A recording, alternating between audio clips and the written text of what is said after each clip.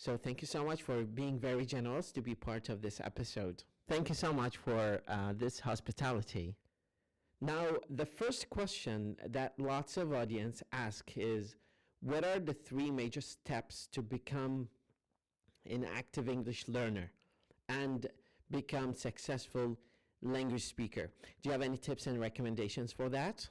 Well, the basic tips to become active English speaker is to engage and to practice and to consistently review. These are the major steps to become avid reader and avid speaker of English. Becoming an active, engaging person is definitely the most important element of being a English learner, an active and successful English learner. These are the major steps, the three major Thank you so much. I think that's a lovely comment that you just added regarding the skills and the consistent amount of practice that students and learners have to do and do not depend solely on the academic study.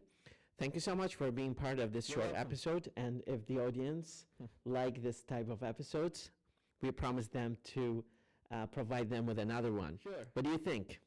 I really think it's a good idea.